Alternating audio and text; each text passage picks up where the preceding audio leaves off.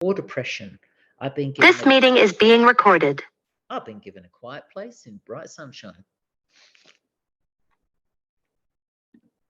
Thank you so much, Veronica. Sorry, the beginning of this meeting was a little bit of a cluster. It's been a little while since I've done this, and I got the admission room. Then I had all these technical failures, and people texted me all over the place, and I was just getting ready to, start smacking myself. So what a great, how cool it is to see everybody on here, and I'm continuing to admit these people. One of the things I wanted to say is that this is a spiritual workshop where we want the people that we invite to moderate this to have a space where they feel like they can, pretty much express themselves however they want to. And we don't want to censor that. So, we want people to be able to talk about spiritual literature that they read. We want people to talk about, deeper things in their life. And, so for us, if you get offended by adult language or any of that stuff, sorry, sometimes it happens, but try and listen past that and really acknowledge that the people that we are listening to are really putting a lot of themselves out there. And, I don't want to critique people there, so, and sometimes people are really being really vulnerable and giving a lot of themselves. So to put stuff like that in the comments about me, if you get offended easily, maybe this might not be the platform, but we appreciate you. We appreciate you coming. So anyway, without further ado, I have two of my great friends. Jim Phelps is one of my all-time favorite people. Love this man. He's been on quite a journey over the last couple of years. Been a blast to catch up with him. And then we have our good friend Matthew Mitchell, who's been on here a couple times. He was one of our first guest speakers. He's one of my favorite people just to listen to. So I won't take any more of their time. Guys, take it away. Thanks. Jim. Hey, Jim Phelps, alcoholic. Or Jim. Thank you, Sam, and just so we're on the right page here. I feel like I'm a cover band for Pearl Jam or the Rolling Stones. So if I don't knock your socks off, hang on for the next 14 minutes till Matthew gets on. In all honesty, Matthew's a great mentor and mystic and sage advice, and that's a beautiful thing about Alcoholics Anonymous is it's the law of attraction. And when I've gone through some of those darker times, I've been informed that the light is ahead. And when I've had these transformations and I've woken up again, for better words, people like Matthew show up in my life with exactly the same medicine. And I'll just share on this because it happened today as an example of that. I worked with somebody for about 12 years and we haven't been in much contact, and I'm in Seattle, Washington. He's down in Palm Springs. And anyways, on my heart to reach out to today, because when we last spoke a few months ago, he'd really been struggling and kind of the same context that we're talking about with emotional sobriety, which has a deep connection to me as far as struggling. I've been sober since August 12th, 2002. I'm almost 20 years sobriety. When I hear that letter being read, I could almost weep because it hits my heart so accurately from the turmoil and the pain and the experiences that I've had growing up in this program. And so back to my friend Samir that I was just mentioning, I was called to reach out to him today. And he calls me back and he's just come through a retreat for a codependency weekend. And, he's really working on himself and seeking, which I know all about. And I was called to share about my recent discoveries on the four absolutes. I was at Founders Day a few weeks ago with my sponsor, I got into the four absolutes and the quiet time and the honesty, and I'm delivering this information that's new for me at 20 years sober. I really hadn't studied much of the old Oxford group stuff, and all of a sudden my friend on the other end of the phone just starts weeping, and he tells me, he says, Jim, this is unbelievable, because my new sponsor down here in Palm Springs, who has 46 years of sobriety, we're going through the 6 steps of the Oxford group, and we're reading the 4 absolutes every morning for the last 2 weeks, and this honesty thing, right? So I mean, here's God again, right? And I really believe that, the what's inside me and my presence, of God, is what I receive in the world. It's really a mirror image, the world is, of where I'm at internally, and that's become more and more true recently for me. And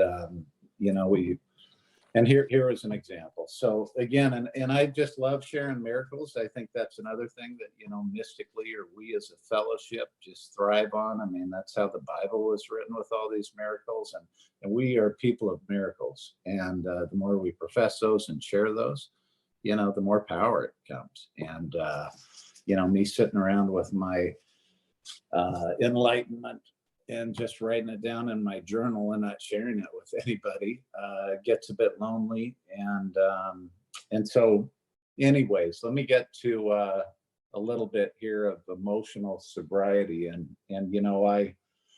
I've been on here facilitating and moderating a few times, and every time that I come, I feel like I've grown up so much more, and experiencing so much more. And Sam, I just think it's so honorable that you stayed true and tried and true building this meeting. And it's just amazing to watch how it's prospered, and especially during COVID, and how much I've gotten out of it.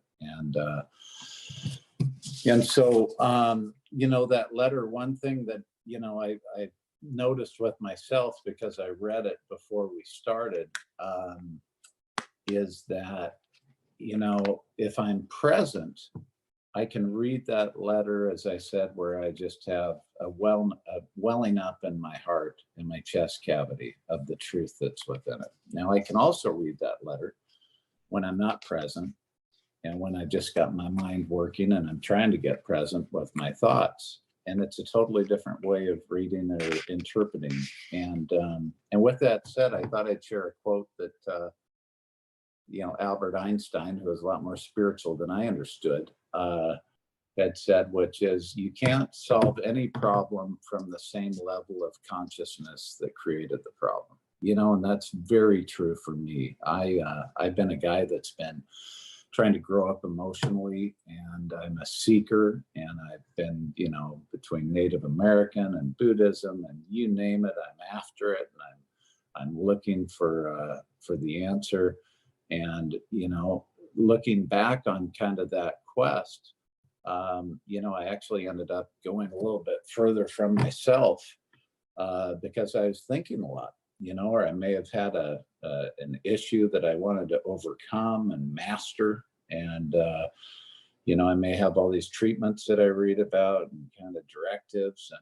But at the end of the day, I've noticed that I'm kind of feeding the problem. And I can also realize that my thoughts, again, if I'm doing this with my mind, it's really futile, because this is the same mind that kept me drunk and loaded and kept me from being able to have a pinky promise to my 4-year-old daughter, promising her that I would never drink again. And I meant it 1,000% that, and there I'd go, and I'd be loaded and show up 3 days later.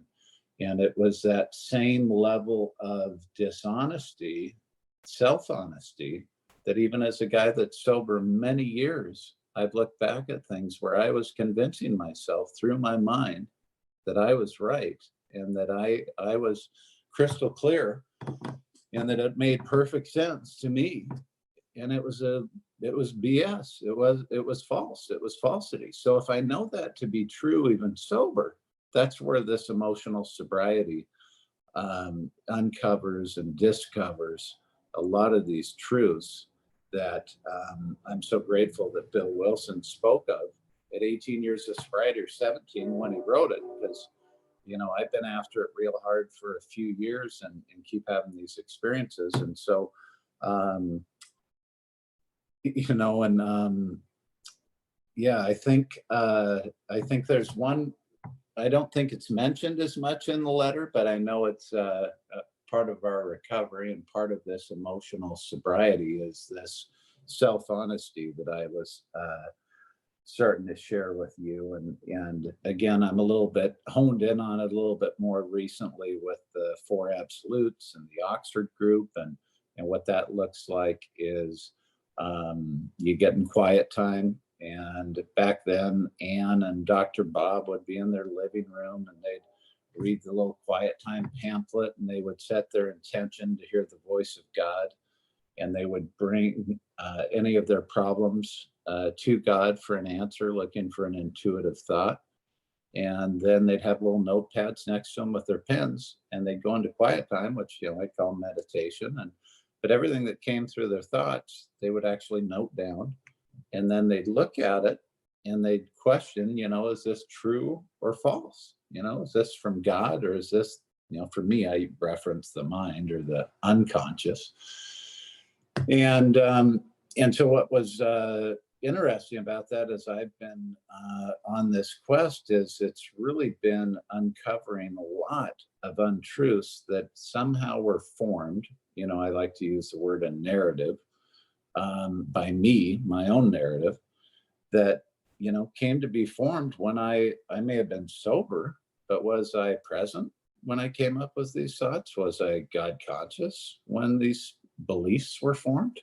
So again, here's this revelation of honesty and going, well, whose information is this, and is it true? And what's happened? I guess I'm sharing this in a little out of order, and fortunately, you know, that how we're moderating this, I'm on for 15 and Matthew for 15 and back and forth. So I'll get back to center here eventually. But with that said, this narrative that I could put in question, you know, when it kind of was garbage in, garbage out, when I clear out these things that are dishonest or not humble or have dependencies, demands, you know, it's easy to see them. And when I kind of, you know, look at them and kind of purify them in my mind, you know, is this real or not, or let go of it, or just see the truth, I got to tell you, I'm just really present, and I'm back to the presence. I don't have to do a bunch of mechanical steps to try to get back to being present. You know, I'm just all of a sudden walking around more times than not present. And I've been doing this little exercise quite a bit lately. And it's nice to— Hey, Matt, or Jim, you froze, or you guys. Did everybody freeze? I can hear Jim. It's for you. It's your end, Jim. Oh, Can you see me? Yes, I could hear you. It's Okay. very okay. Okay, good. Sorry about Okay, that. good. So, well, anyway. You're talking about the spiritual pro. There you go. Yeah. So, so anyway, you know, I think that one thing that's key for me is,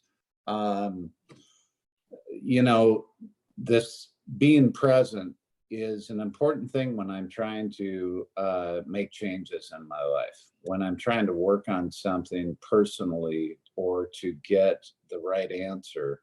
You know, being in meditation, being quiet, listening for that intuitive thought. You know, I'm also aware, as I've been around here a little while, for me personally, you know, God isn't outside of me. And that's, you know, where I like to spend the time, listen for that truth to come, and before I, you know, really start going after a problem. And I've just wasted a lot of energy and a lot of time, and been in, you know, not honest with myself on the other side of that, trying to figure out with this brilliant mind of mine. So I think, and I didn't set my timer, Sam, but Matthew, you could tell me if I spoke for the first 15 minutes yet. Yeah, you got 2.5 minutes if you want, Jim. All right, cool. So, so, you know, and going into love, and I really like how Bill speaks about, you know, he could read the St. Francis prayer and really want to, you know, comfort, love, and understand other people. And, you know, when I started talking for you guys, that love is, and I'm incapable of expressing that love to someone else or the world until mine is ignited through my heart, through the present moment, and feeling God.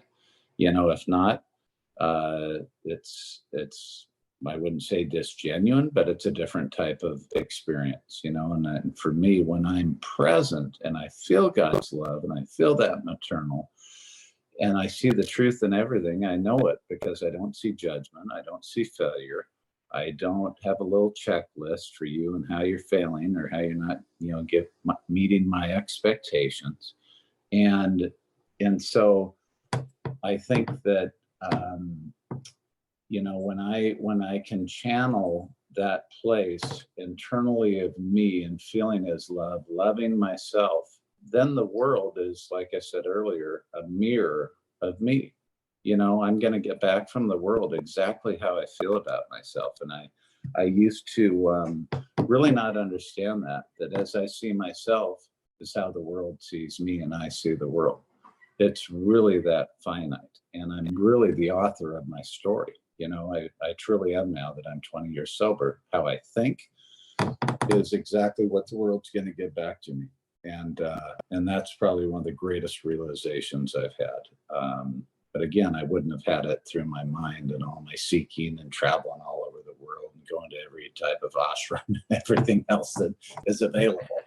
You guys taught me that. So it's nice to be here, and I can't wait to hear Matthew. So go ahead. I'll come back. Wow, Jim, that was great. Good to hear from you. Great to be here. Hey, Sam, if I freeze up or you can't hear me, put it in the chat box and I'll shut my camera off. Jim, that was really beautiful. And thank you, Veronica, for reading it so well. And hello to Evie in Australia and the guy in Long Beach, Emerson. Hello, I'm a Long Beach guy. I used to be, and people all over the world at this meeting. Just such an honor. And Bob, good friend of mine, it's such an honor to be able to communicate with Zach and everybody I love so much. And I read this letter a couple of times in preparation for this, and it's just always fresh, you know, when you're present, like Jim said. And I think the first thing I wanted to talk about that the letter talks about in a really short beginning of is hitting the wall sober, you know, being sober and being unsatisfied and being frustrated and not knowing what to do with yourself. And I can tell you, my sponsor talked about that. He said when the whole thing collapses, you know, when his whole AA ego and who he wants people to think they are collapses is when the journey starts. That happened for him at 10 years. You know, I'm sober 29 years. And when I was about 12 years sober, I felt I was sponsoring people. I was speaking at meetings. I had people at my house working on the steps. I was doing all that stuff. And I was at a meeting and my grand sponsor's wife came up and said, "How much are you meditating?" And I said, "God, you know, I got this new job and I'm traveling and the kids are, you know, getting to that age where I need to really be focused." And she said, "How much are you meditating?" And I said, "Not at all." And she was so sweet. She looked at me and said, "Double that," which I thought was so nice. Like, she didn't judge me. She just said, maybe meditate twice as much as not at all. And then right after that, like good cop, bad cop, up walks her husband. And he says, "How can I help you?" And I said, "I don't know, man. I'm empty. I'm looking good on the outside here in AA. And I got all the money, marbles and chalk. But I'm not, I got no lubrication between my joints, man. And I'm faking it. And I don't know what went wrong. Like Bill says, why can't these steps help me?" And he said, "You want to meditate?" I said, "All right, when?" He goes, "I'll call you every morning at 6 o'clock in the morning. We'll meditate for 5 minutes." And he did. And we did. And then we did it for 10 minutes because 5 minutes was nothing after a while. Now it's almost 25 minutes and there's like 35, 40 people on that call 15 years later. We do it Monday through Saturday and it changed everything. I got lubrication between my joints. I wasn't empty inside anymore. I was responding to life instead of reacting to life. And I'd hit the wall, but it was invisible. You couldn't see it. I think it's important that Bill was 63 years old when he wrote this letter. I did the math a little earlier, 63 years old and heading into another bout of depression. And he wrote this letter out of empathy and love for another human being because he knew, I know, man, I know how you feel. You're not drinking anymore. You're in your home group and you're losing your mind. And what Bill, I love, he says, those adolescent urges that so many of us have for approval, security, and perfect romance. Now I'm almost 60. I'm kind of in the area of my life where I'd like to hold on to adolescent urges. I wouldn't mind just having a couple so that I could, like the fountain of youth or something. But honestly, when he starts talking about dependence, I can really hear that, because one of the things that really spoken to me in the literature the last few years is the concept of being in the bondage of self, relieve me of the bondage of self. In fact, he talks about humility right away. He says real maturity and balance, which is to say humility. And I looked up the word humility the other day, and one of the definitions is freedom from pride and arrogance. Freedom, relief from the bondage of self is actually the definition, one of the definitions of humility. And then what Bill goes on to say in this letter is so beautiful, because he talks about, I was demanding all stuff, I was demanding attention, I was demanding prestige. And a lot of people don't realize, Bill Wilson, when he got sober, lived on other people's couches and in other people's guest rooms with his wife for almost 2.5 years. He did not get, I'm around Southern California, where if you don't get a new car and a beautiful girlfriend in 6 months, you think you're doing AA wrong or something. People are like, why am I not getting mine? And Bill Wilson was so relieved not drinking, so excited to help other people. In fact, I always am curious in this part of the reading when he says, I worked with many, many, many alcoholics before he started AA, and he didn't succeed. My grandfather was someone that Bill Wilson tried to help get sober. And my grandfather died of alcoholism in 1945, but we don't know when or what the story was, because my father told me that on his deathbed. But Bill was on fire with this stuff, and he was a wealthy stockbroker when at the height of his powers drinking, and he was living on people's couches for years. Never, ever made good money again. Never again in his whole life. And at this point, he's 63 and he's saying, I need prestige. I need security. I need sexuality. I need women's attention. And he finds these things, their foundations, they're unstable is what I will say. They're unstable foundations. But then what he comes to love so much is he said, I had to give love. I had to give it. I have to give people love. And this line just rocks me. Emotional and instinctual satisfactions. The thing he and his buddy are, right? They're sinking into depression after years of sobriety. The emotional and instinctual satisfactions I saw were really the extra dividends of having love, offering love, expressing a love appropriate to each relation in life. And I think that's so incredible. Again, the paradox of spiritual truth. I'm not getting mine. How do you get yours? Give them theirs. And I had a weird experience that parallels to this. I was sponsoring a guy several years ago. I'm still close with him. He was a movie star, all 3 homes all over the world, lots of money. And he had suffered from severe depression, attempted suicide. And I went and stayed with him for a while, and then I had to get back to work. And he called me one day early on in his depression. And he said, hey, my parents are here and my brother brothers are here, and put them to my dining room of my house and have dinner. And I got nothing for them, man. I don't want to go out there. I'm scared. I'm just so depressed. I have so much darkness in me. I don't want to go out there. And I said, well, I don't think they're going to expect that much. You know, they love you. They came for you. They're here for you. And just out of the blue, I hadn't read this. And I said, you know what, man, why don't you, when you're sitting there, you don't need to entertain them. They're not going to expect that. Why don't you just look at each of them and send them as much love as you can muster? Look at your mother and send her love. Look at your brother and send him love. And his father, he didn't know it, but his father at that time was slipping into dementia. So this guy who was mumbling to me about how dark he was and how scared he was and how sad he was that he didn't want to even go in the next room to have dinner, called me back 2 hours later, and he was like a different person. And he said, hey, I did it. And I go, wow. And he goes, you know what? I said, what? He goes, you never run out. You can keep giving it and giving it, and you never run out. And that's why when people say things to me like I'm having a problem with the God thing here, I'm like, God is just spiritual. That's all we're trying to talk about, spiritual, not material. When you give away money, when you give away other things, you run out. But when you give away love, you grow up. And you get rid of your adolescent urges. This guy sounded completely different. And you know, it was funny. It was one of those great moments in sponsorship where I thought, man, I should try that. You know, I'm not morbidly depressed. Maybe I should try some of this advice. But I forgot all about it, of course, and went on being an AA know-it-all and empty inside. And about, I don't know, maybe 2 years later, I was visiting my daughter. My daughter was born the same day I got sober. So May 16th, 1993, I got sober and my daughter was born.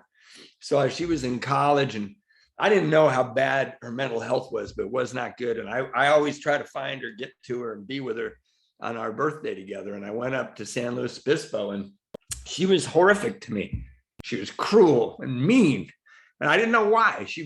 I tried to get her to eat something and we went to someplace to eat and she ordered a triple espresso and didn't eat any food. And we went to a movie we both wanted to see and she talked on her phone through the whole movie and she knows how much that bothers me. And I was just so sad. I don't know what to do. You know, I love her so much. And she was not in a good place emotionally and she was volatile. And I was driving her home to her apartment and she just started screaming at me, whatever nonsense the defenses threw up for her ego to attack me on. And I remember I had all day of this and I just rolled all the windows down in my car because she was screaming at the top of her lungs. And she said, what are you doing? And I said, well, there's so much energy in this car. I would hate to keep it just for me. Let's let everybody have some of this. You know, we could light the whole city on what you're doing in this, you know, and it calmed her down. Didn't want everyone to see what an angry monster she was that day. She just wanted to inflict it on me and I didn't know why. And I dropped her off and she slammed her door and my door. And I was so sad. And I drove downtown. San Luis Obispo is a really cool little town. There's no fast food. There's very few chain stores. It's just a funky, really cool town. And I'm walking around just so sad. Like I came up here to celebrate and just been attacked all day with nonsense. I mean, she wasn't like attacking my parenting. She wasn't blaming me. She just was angry. And I went into this restaurant and I was going to order and I looked across the room and it's a college town. There was a young couple and I looked over at them and I thought, man, I hope you have. And I realized, oh, wait. I can send them love. I looked at them for a while and thought, God, I hope everything's magical. I hope the food's great. I hope the conversation's great. I hope we accidentally brush hands when you're walking down the street and that turns into holding hands. And I hope you have an amazing night. And then this waiter went by and I'll never forget the guy. He looked like Ichabod Crane. And I like unusual looking people. And he kind of, went by with his long nose, this lanky dude. And I thought, God, man, I just wish you all the love in the world. I hope you have peace in your heart. I hope you have a generosity of spirit that you didn't even know you were conscious of. And I was just doing this all around the room. And then I went for a walk. There's a really great record store. And I was walking down the street. There's this funny couple. They're in their 50s, maybe. A kind of guy, balding, and this beautiful, slender woman. And they clearly were married to each other maybe for a long time. And they were holding hands, and they were holding hands. And when they laughed, they would buckle over. And they gave me love. Like, I was looking at them going, God, I hope you have the best night. I hope you're on vacation, or you're visiting your kid in college and you snuck away for a night out and you just had an amazing time. And they gave me love because of the respect and the beautiful generosity of spirit that they shared just by holding hands. And you know why I saw that love? Because I was present now. Like Jim talked about, I was not in the bondage of self. And I went back to my room that I rented, and I fell right to sleep with no rancor and no sadness. And I didn't know anything about this letter. But Bill Wilson says, I was headed for another depression, and I gave love. And I found that the byproduct was emotional and instinctual satisfaction. There's a great line that somebody said the other night at a meeting I was at, and she said, my sponsor told me once, it's not how highly you think of yourself that matters or hurts you. It's not how lowly you think of yourself that really matters or hurts you. It's how constantly you think of yourself that really matters and hurts you. And what I found out here is there's so many people to love. I'm looking around this screen. I've got like 6 people I really care about. That is the gift of recovery. Not, however many guitars I have. 14, or how pretty my wife is, she's gorgeous, or laying around my children. It's this gift of just being here and realizing there's a line in the 12th step, and then it's your turn, Jim. It says in 12, we realized that life was not a dead end, not something to be endured or mastered. You just live it. All right, it's your turn, Jim.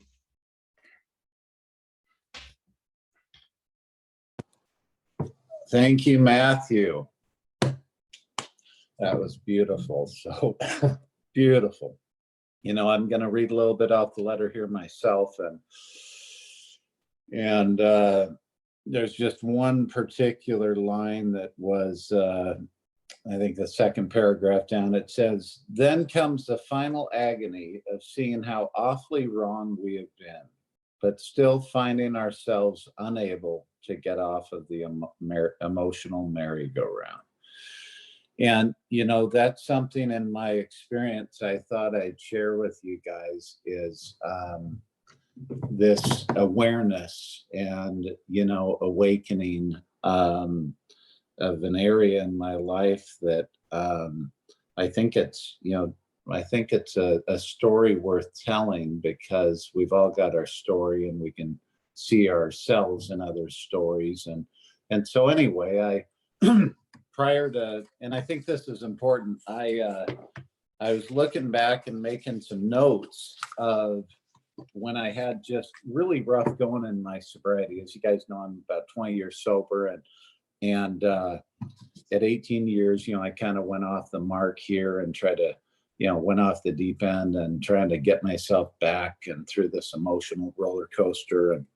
But it was around 14 years of sobriety, and what it looked like, I had a lot going on, and I was really in a good place. And so I think it was worth noting, looking at when life is happening, and but I was actually optimal. And at that time, my daughter Indy was 11. She'd moved in with me full time. Her mother was off the deep end and suffers from mental illness, eating disorder, and alcoholism. And she had crossed that invisible line. And, I've got trying to care for her through treatment centers or having her in motels and detoxing her. And at that time, my father's business, my brother-in-law was running, and my dad had died, and the brother-in-law was having an affair, and I had to step in, and my mother had broken her neck and had caregivers, and I'd moved in, or hadn't moved in quite, but I was there every day and, managing their care. And I was in the middle of financing. I'd grown a small business, and I had everything on the line, all the debt, all the risk, everything out there, in a big construction project, which I'd never been involved in before, that was doubling in price, and, lines of credit were maxed. And I had a sister of mine trying to remove me as the executor of my father's estate because I'd been a felon before. And so I mean, this is like life was happening, right? And at that time, I'd been driving by this corner in Seattle for a number of years as I checked on my mother, and there was a homeless guy with a sign, and he just had these eyes that I was glued to every time I'd see him, and I'd have a conversation, and I'd speak to him, and I'd tell him, about Alcoholics Anonymous, and if he was ever ready, what it looked like. And all of a sudden, he called one day, and he said, "I'm ready." And at that time, I got involved in his life, got him into detox and treatment, and then, came to work with me. And who's to say that wasn't Jesus in disguise? Because I was loving this guy, and I was called and following my intuition. And I knew from you guys in Alcoholics Anonymous, when life happens, I've got to do the basics and do Alcoholics Anonymous. And so, through all of that struggle was going on, I'd still go to my retreat across the water, and Don Coyas would be leading, and I'd, get into meditation, and I'd, look for that present moment, and I'd work with 5 sponsees, and I would take my young daughter to Alateen and work through, the loss of her mother, and I had so much loss, and I had so much, going on. But what was beautiful is, you guys saved me in that. And I remember my only sanity during that time, I would jog up these hills where I lived, and I'd look for my shadow. And there's something about my shadow. If I could see my shadow, it would remove me from this self that was so absorbed with all of my fears and all of my concerns of what was going on. And so I remember, that simplicity back then of "Thy will be done." When I would really just recognize turning it over and knowing that I was safe and protected. And for me, what faith looks like is I'm not asking God for anything. I'm not putting everything at the altar. I'm thanking him because I know I'm safe and protected. And I guess that's the thing in this is, then I'm in the present moment because I know that I'm safe and protected, and that's a good little barrier for me to check myself on. And so anyway, I look at, what was going on and how all that stuff worked out just amazingly, because I didn't have a bunch of expectations. I didn't have demands. I didn't have dependencies. I had faith in God and faith that, everything was going to work out. But what was really interesting in that is, like Matthew's point, I was doing all this love and all this work for other people. I had my daughter, I had the ex-wife, I had Charles, and that Charles, just for what it's worth, was the biggest miracle in my life. He became one of my best friends. He's passed away, but he would be at every family event. He'd be at every barbecue. He lit up the entire crowd. And you know what? If I hadn't been present in Alcoholics Anonymous, I wouldn't have seen him as the human being he was when I was driving by for 3 years. And there's a guy in the street corner, dirty and all pissed on himself. And and again, that's the medicine that, is within here. And so when I got in my cups, I didn't have all this strife and rough going in my life. When I got displaced emotionally at 18 years sober, and Sam had called me to facilitate this group, I was actually reading the letter and thinking, my God, this is me. How am I going to lead emotional sobriety if I am completely a train wreck? And completely, at that time, I'd gotten engaged, and I'd had a lot of success, and I was coasting along, and I wasn't meditating. To Matthew's point, that's probably one of the greatest gifts I think today of having this presence, is I spent a lot of time in meditation. And looking back, I'm in my cups, and I loved my fiance to the ends of the earth. I wanted to have this relationship. And as soon as, we became, human condition and having some problems, and what looked like it wasn't perfect, all of a sudden I had all of these, expectations and demands, and for, that perfect romance or perfect situation, and how she behaved is how I felt, and was really hooked to a lot of suffering and a lot of narratives about, for me, when I'm not present, I have a lot of information figured out on what's wrong with the world. I've got a narrative that's going to tell me what's wrong with you, how I can fix you, because of course I'm 18 or 20 years sober, and I've got all the answers. And I am a masterful artist of bullshit, of that self dishonesty. And so for the last few years, we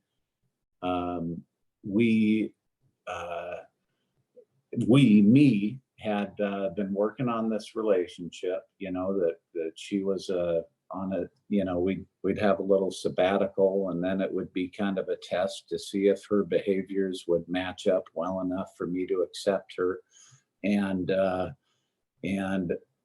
this, if she'd work on herself enough, and if she'd perform in this area, then, I'd be able to give her this approval, or, and what it was this love that we spoke of here was withheld. And, it was withheld every time because of my fear, my demands, my dependencies, this story. And so, my point of it is when we get to this growing up phase, or this place in Alcoholics Anonymous, where we can, at least speaking for me, can be honest with myself, then I can see the truth. And so the revelation for me, as I've gone through this, is I've seen, this individual, when I'm present, as the most angelic, patient, kind, thoughtful, nurturing, maternal partner that I could ever, spend my time with. And so, the reality of this is, meditation is where God lives. In meditation, I can feel love and see truth. And the more time, like any practice, is to, do it enough, often enough, to stay in this place and to see enough truth and to see enough light. And so, these absolutes, I know this is Alcoholics Anonymous, but there really is, you're supposed to bring what you're supposed to share. I just thought I'd really, if anybody can resonate with that, that's really been struggling with something, that, there's a battle between the self and your conscious, and you're really trying to get to a place like Eckhart Tolle. I bring this up only because I was out to dinner with Matthew last week, fortunately, and I was sharing with him that, for the last month, basically, I've been more present than I have that I can remember. I feel like that third eye, or after your shavasana, when you're done with your yoga and you're just enlightened.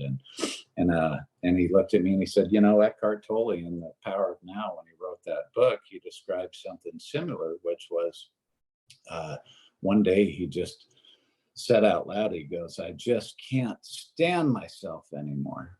And at that moment he thought, and he realized, he said, well, who's the self? And at that moment, the self kind of died, and he was just, he was in truth. And so, I think what this emotional sobriety offers us is the ability to, get in enough truth through our actions and through ourself, through Alcoholics Anonymous and other people, so that we can reside in this place that, when I'm present, I am not looking for how other people are behaving, what I'm getting out of the world. Do I have enough?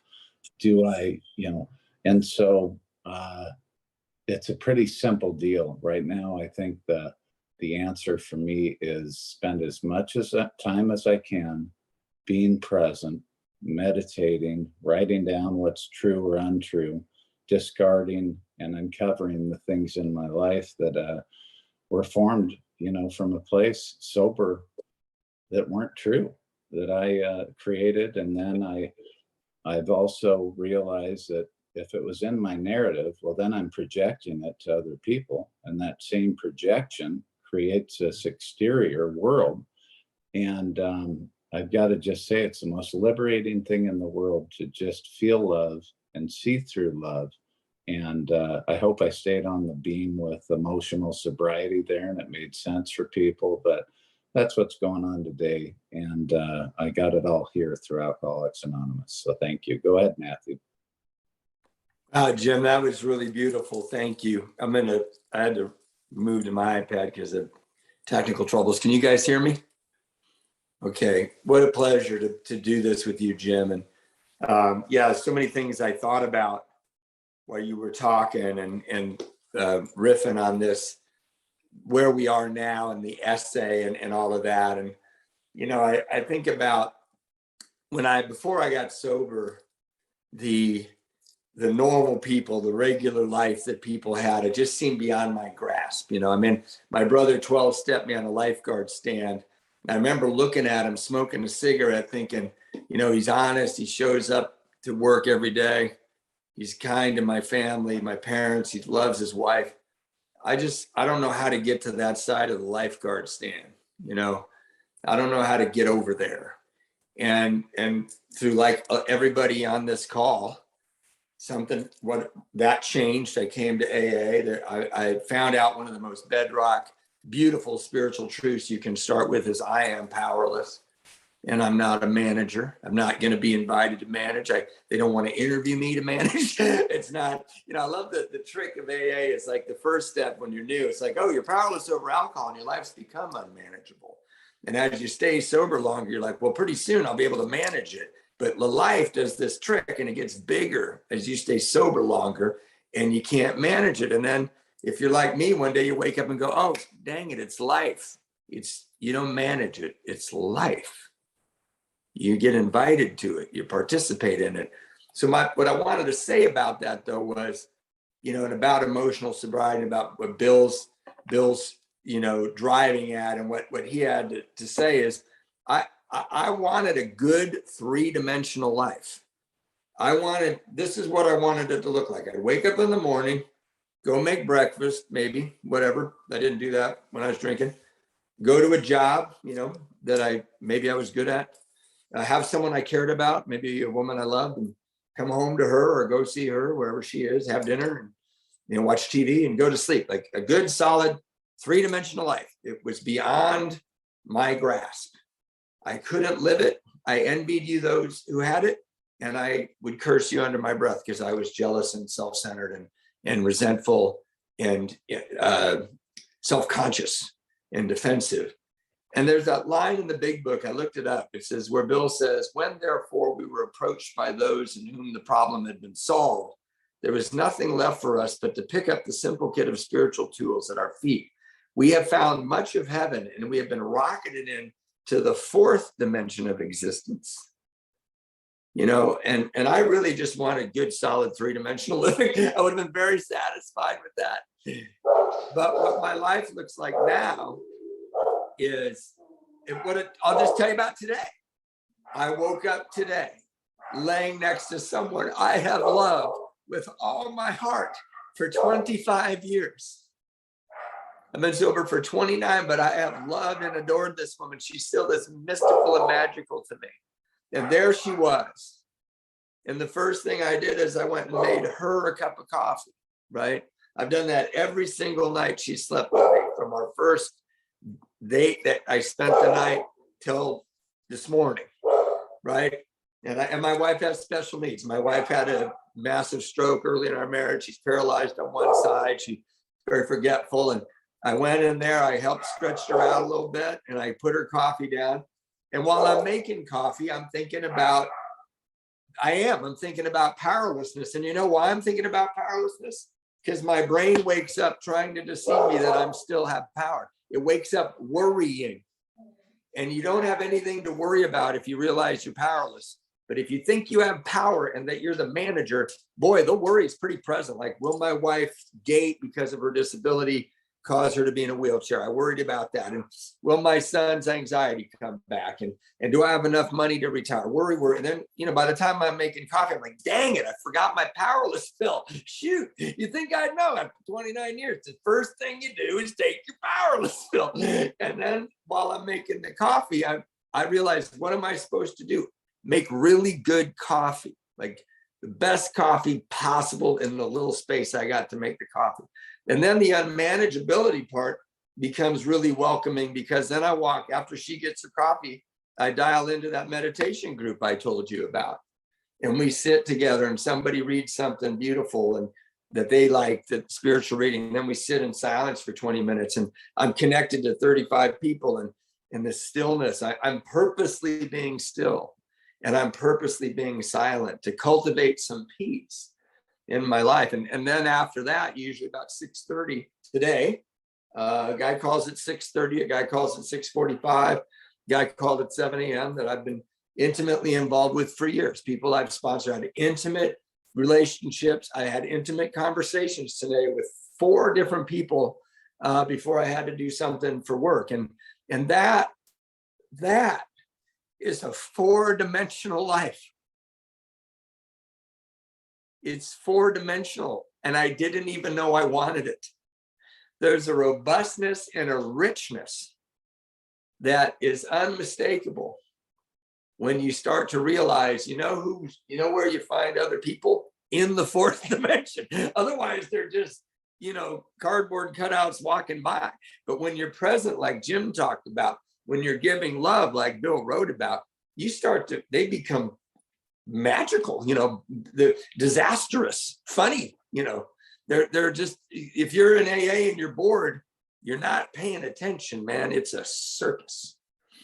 And I got to talk to a juggler and a fire eater and a ballerina and a wire walker today, because we're all trying to do this thing. We're trying to be human beings on earth, and we're sharing it with each other. And if I didn't have alcoholism, I wouldn't even known I could put my hand through the thin membrane that separates me from this. All of this. Yes, thank you, Delilah. If I get into depression or self-centeredness or worry, I'm looking for something to satisfy me. I'm looking to an unstable structure like Bill talked about, prestige or attention from women or enough money in the bank. What the hell is that? When I was newly sober for like 2 years, if I had $20 in my pocket on Monday and I had the same $20 in my pocket on Wednesday, I thought, man, I'm doing pretty well. Like, I have not exceeded, I'm not living beyond my means. Now I got investments and mortgages and, all this money in the stock market. And, and I worry about money. Who missed the spiritual message, man? There's never enough to make me not worry, but there's always enough for right now. If I'm here, if I'm in it, if I'm giving instead of grabbing, and Bill says this so beautifully. He says at the end of this essay, he says, nowadays, my brain no longer races compulsively in either elation, grandiosity, or depression. I have been given a quiet place in bright sunshine. And I'll tell you, I probably won't take the whole time. Hopefully you guys can talk a little too. But that whole thing about I've been given a quiet place in bright sunshine. The spiritual quest, Gandhi said it. He said, it can just become another higher narcissism. It can just become another thinking about me all the time. And that's why I love Alcoholics Anonymous, because it's based on me helping. It's, Bill had to go meet Bob. And it says in the doctor's opinion on the first page, the necessity of passing this on, the privilege of sharing his story with other people. You have to be of service. So it's not the higher narcissism. AA is the divine inconvenience. If it's done right, it's divine inconvenience, right? So I get that. But the part I love too is there's all this talk about self-care now. Jesus, man, there's all this self-care. I looked all through this book. It doesn't say anything about self-care. It says, get your act together, start paying your bills, show up on time. But the self-care is maybe meditate. Maybe cultivate some stillness. Maybe find a space in you that Bill talks about, I have been given a quiet place in bright sunshine. Okay, so I'll finish with this. The quiet place I cultivated it with years and years of twice a day meditating, talking to people about their life and their prayer life, and finding that place. It's always there. I just couldn't see it. I had to go find it, and I sit with it now. But that's the quiet place. The bright sunshine is you. The bright sunshine is being able to give love. The bright sunshine is not, I don't care what you think of me. Why would I care what you think of me? I'm giving you love. I used to care only about what you thought about me. I'll tell you anything about myself. I have nothing to hide because I'm just being here right now. I got nothing to protect. If I'm worrying, I can't look good enough.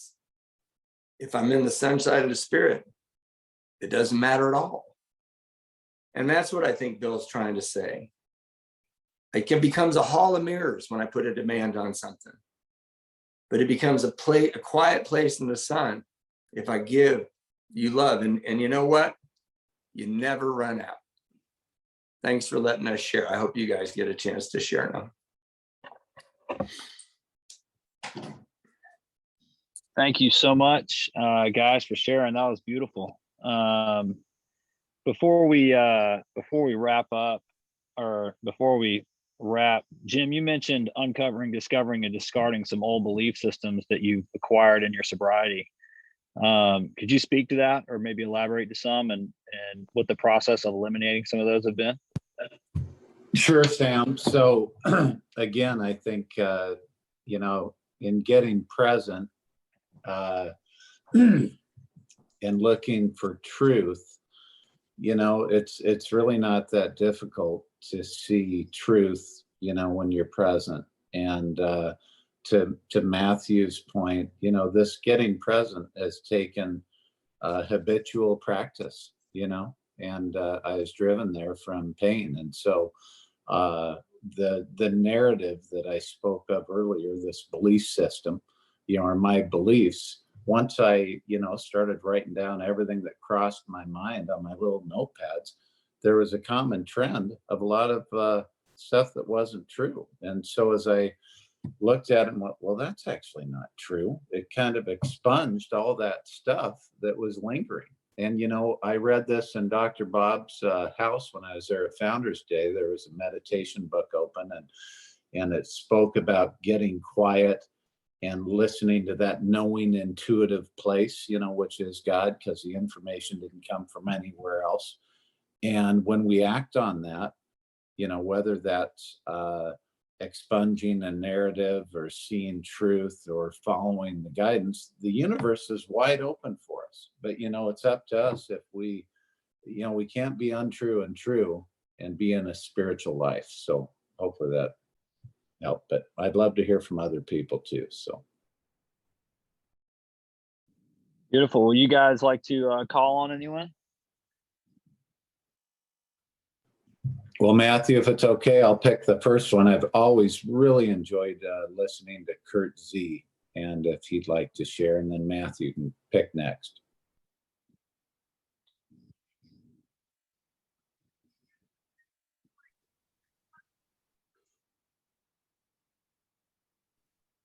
I don't think Kurt's on the meeting anymore.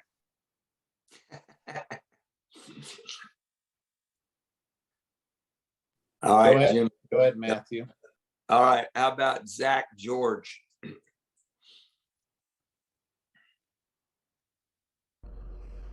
Thanks, Matthew. I had a smart ass comment I'll keep to myself after Kurt. Yeah, that'd be great, Zach. I thank you both.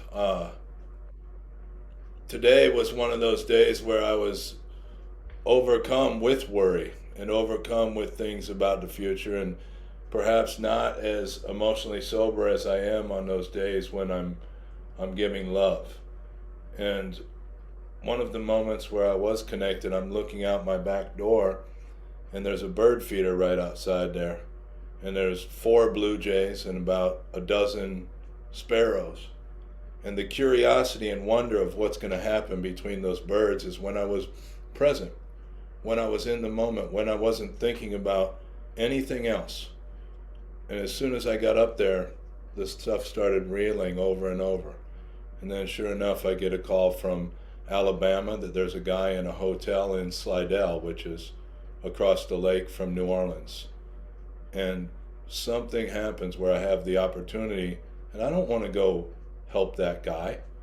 I've got to figure out my life.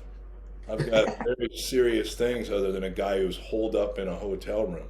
But even the guy ended up going to the airport. I didn't even go to see him, but that's what saved me time and time again, this opportunity to be with whatever is. And for so long I feel like I need to get things a certain way, and if I can get them that way, then I'm going to be okay. And I think Jim touched on it early on, this idea that the more I think about it, the more I try to fix it, the worse it becomes. It's like that's all I have. Thank you. Thanks, Matthew. Thanks. That was great. Thanks, Zach. And, I would like to add, getting present. My friend Bob McConnell here had shared with me about nature and how important nature is to connect with, to get to the present moment. So with that, I'd love to hear from Bob.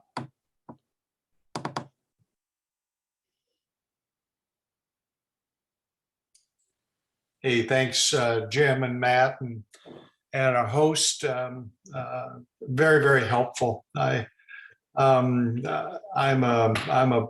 This message is brought to you by Alcoholics Anonymous. Hey, and thank you. I'd like to thank my family for committing me 34 years ago. I recommend it, and introduced me to some people who had a way of life. That's all I can tell you. That was attractive to me once I kind of set down my protectors. And as they say, when the student's ready, the teacher appears. And I think what my friends were alluding to, where the real rubber met the road, where I think the turn of the card was when I started helping other men. That was just so incredible, divinely inconvenienced, Matthew said, because what you'll find yourself doing, and I'm here at my sweetheart's house, and when I pulled up in her driveway, I was on the phone with a guy I love that I sponsor, and he's just knocking it out of the park. and he was on the way to his home group to meet a guy he sponsors, and that is that beautiful way we feed each other. And because of that, if you'll do that, and because I've done that, what can happen is when the teacher's ready, the student disappears. That's what happens here. And I can hear from everybody and learn from everybody and get what our book talks about it. That one story, greatest story, which says in exchange for a bottle and a hangover, we've been given the keys to the kingdom, right? So thanks a lot. Thanks, guys. Glad to be with you. Gals. Thank you, Bob. Good to see you, man. Good to hear you. How about Evie in Australia? Oh, Tried to warn you. yeah, I got the warning and I said, no way, no freaking way, no, oh shit, no. And then I remember what my sponsor, has always reinforced that you don't say no. And not when it comes to speaking at a meeting, and my heart's beating out of my chest right now. Yeah, hi, thanks for calling on me, Matthew. I've written so much down. I've got a whole page of notes. That's what I do. I take notes when something touches me. I want to learn it. I want to take it in because, I struggle a lot. And I'm going through one of those cycles at the moment that I don't understand what's wrong. What can be wrong when I'm in recovery and I can't seem to lift myself out? And what really touched me was, you both spoke so well on it. Everyone spoke so well on it that, I think that's what the problem is. I can't find my way out of this, even as much as I want to find my way out of this. And that's my problem. It's the heart of my problem. I forgot to mention, everyone, I'm a grateful member of Al-Anon. I'm not an AA member, but very grateful that I can come and listen into a meeting like this and, here's some wisdom and here's some experiences what other people have gone through. So I don't feel like I'm a freak and it's time for me to leave this program now. That's where I go to with this. I go, I'm failing Al-Anon, I need to leave now. It's crazy, but it's so real to me when I go through those feelings and get into that space of despair and, depression, that I think that's it. I got to go. I've got to find something else now.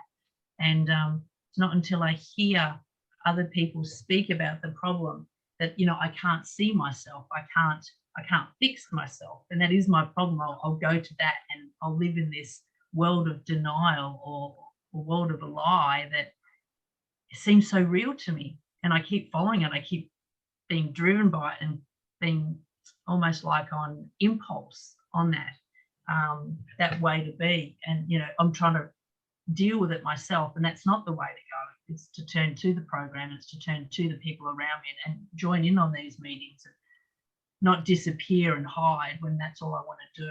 I want to slip away and, I get to hear something when I can't seem to tap into it myself, trying to use my prayer and meditation. Because sometimes my prayer, and that's what's been going on, like my head's been full of so much stuff that my prayer and meditation hasn't even been working lately. And I get to hear something in these meetings. I get to settle down for a small period of time and get that quiet that I can't seem to get at the moment for whatever reason, whatever I'm going through. It's like it's another washing machine cycle. But this one's on the really long, extra long cycle that's going on. It's not a 20-minute fast cycle, right? So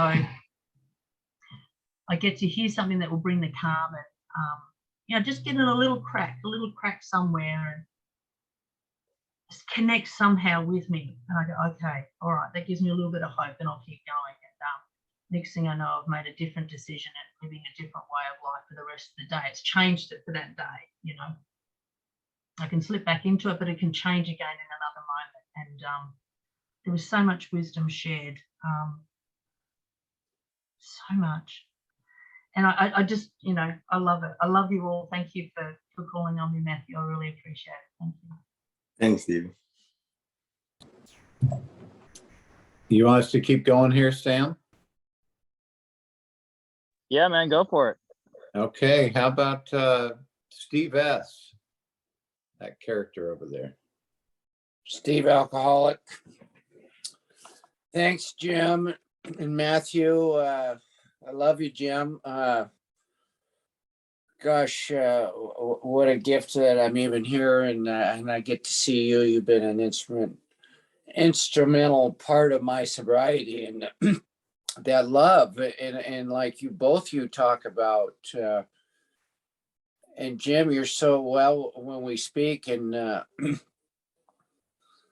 man, it is so true. And I learned something. There's always enough love. You know, you can never go wrong loving on somebody. And a friend of mine, Anne Marie, used to tell me that you can never go wrong with love, Steve. And I didn't really grasp it, but I'm grasping it now because it's working in my life. Very grateful to be here at the meeting. That emotional sobriety, it's been, I'm just got 31 months, and I came off quite a debacle, and very shameful and humiliating. But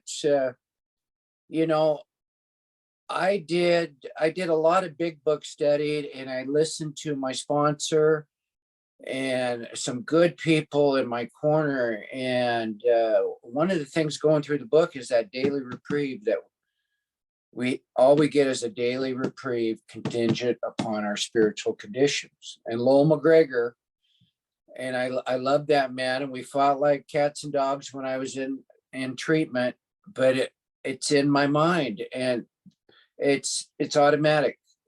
Tap into this power in the morning, and I have my routine, my spiritual, my physical practice, and then I'm talking to my guys, my friends, and then I go up to my work life, and it's just a whole difference on the way I used to operate. And so far, so good. And I struggle sometimes. I'm way up here near Canada, not complaining. I got a beautiful place, my house, but I come from Seattle, where there's a lot of action going on, and up here there's not. So I got to go to Bellingham and seek out meetings, and it forces me to be the new guy in a meeting and get to know people, which is good for me, because I can separate myself. For some reason, it's just like I just go because you guys tell me, and I am attracted to what I see and what I hear. So I love you, Jim, and I love you all. Matthew, it's good to hear you again. I think I was 60 days, and Jim sent me one of your tapes, and I remember listening when I was working over and over, and I'm just like, gosh, I'm just getting little pieces of it. So thank you so much, guys. Have a good night. Love you. One more, Sam, or? Yeah, rip one off.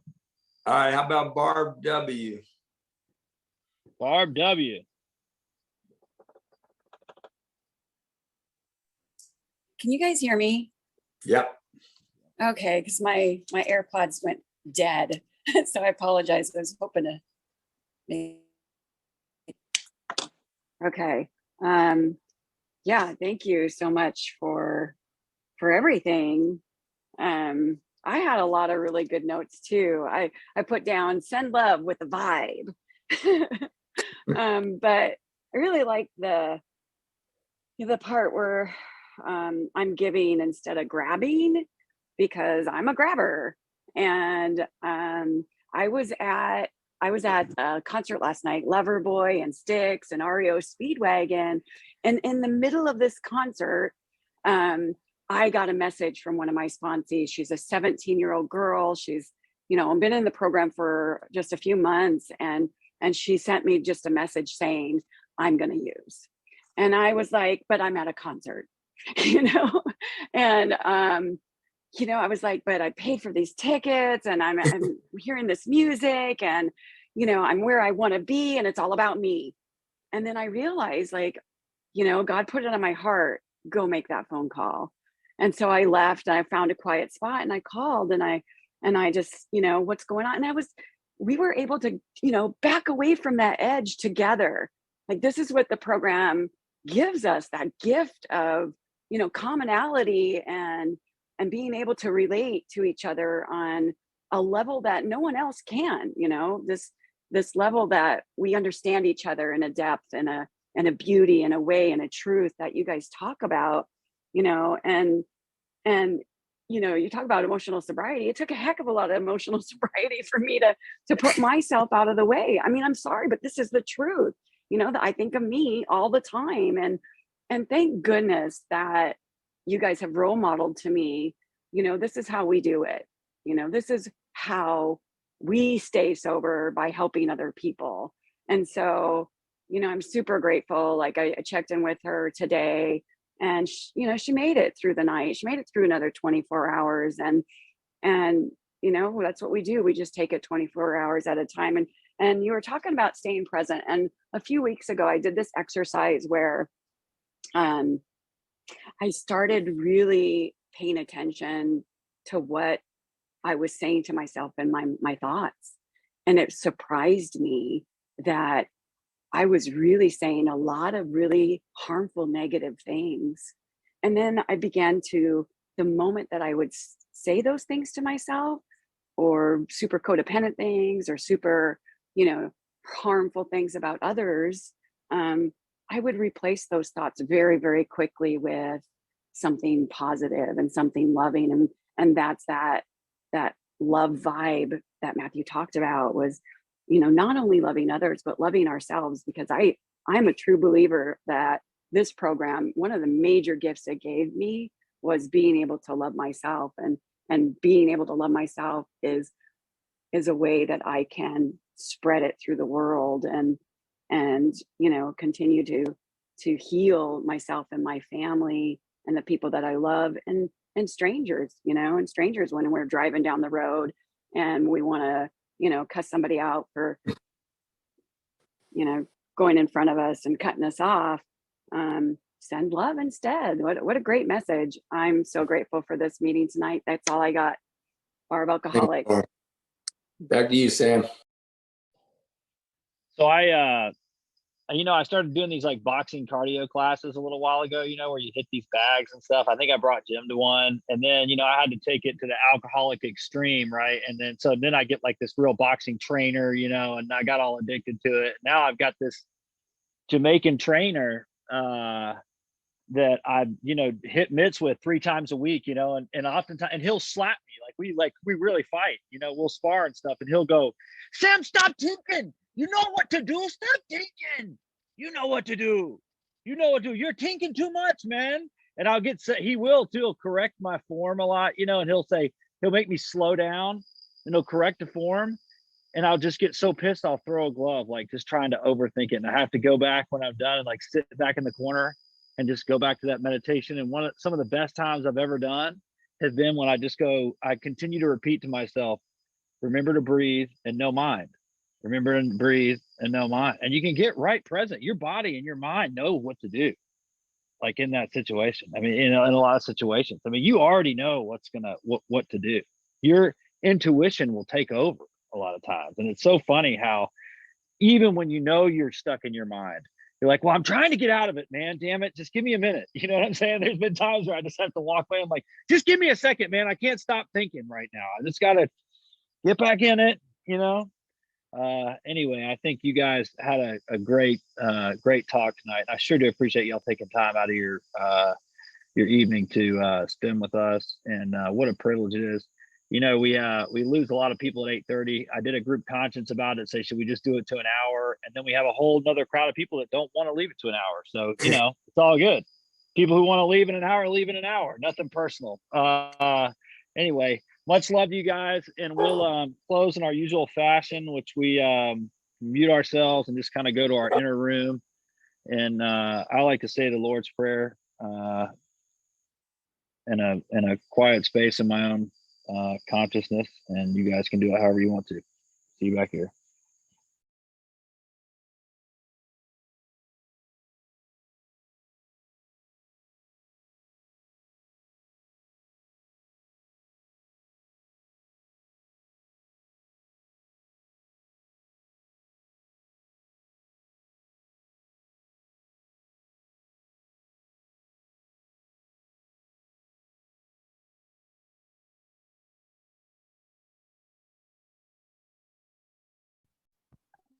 Thank you guys. Thanks, Sam. Yes, Sam. Everybody. Thanks, everybody. Thank you, Jim. Thanks, Matthew. Jim. Thanks, Yeah. Thanks so Matthew. much. Thanks, Thank you, Thanks, guys. Jim. Love you guys. amazing. Excellent. Great to Thanks for the hear you invite. share. Thanks. Love, Good to love. see you. Buddy. Good to see you in Love. person. Sending you love. Good day to be sober. And that's All right. always good to be here. All right. That was Love you, nice. Matthew. Love you, brother. See you soon. Okay. See you guys. Hey, Jim, did you get your stuff for FOTS? Are you coming? No, I'm gonna be over in Idaho with the kids and grandkids. So Oh, Yeah. I got you. All right. We'll hate to miss you, buddy. catch you next time on that one. And you're coming All here? right. I think you answered my question. You coming to Colorado? I am. Yeah. Sweet. Yeah. It's good to see you, John. Yeah. See you, Jimmy. Oh yeah, I'm coming. I'm bringing a few guys up too. We're gonna have it. It's gonna be fun this year, I think. Cool. Yeah. Always fun, man. Yeah. Well, good to see you, John. Everything going okay? Everything's going all right. That was a perfect meeting tonight. Thank you. Oh yeah, those guys were good together. Yeah, Matthew, like I used to ride my bike around because I had no car, and he was like, I had 4 speakers I listened to, and him on rotate, and he was one of them. Oh yeah, man. Such a good dude. Good dude. Such a good dude. Well, good to see you guys. Thanks for coming out tonight. You too. Hey, All right, see you, Sam, man. Yo. are you gonna need in next week? Is Chris gonna be back? What's going on? Chris is back on the 19th. So that's we're square. Okay, so if you need anything, hit me early because I'm gonna be driving to Louisville that day. Oh, thank you God that you were here tonight. What a mess that would have been. But I was you know, really freaking out. Like I was like, oh my God. I turned my camera off because I didn't want my battery to go dead. I was like, the whole meeting will drop. Chris just sent me the code from the mail. That was kind of a clusterfuck, but you know, I'm sorry.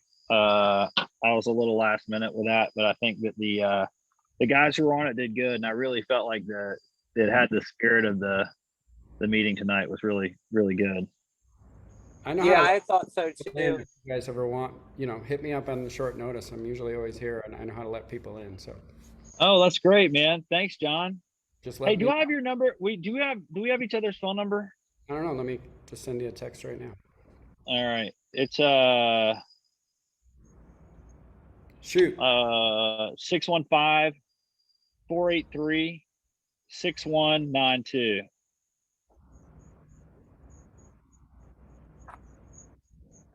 Jesus. Got it.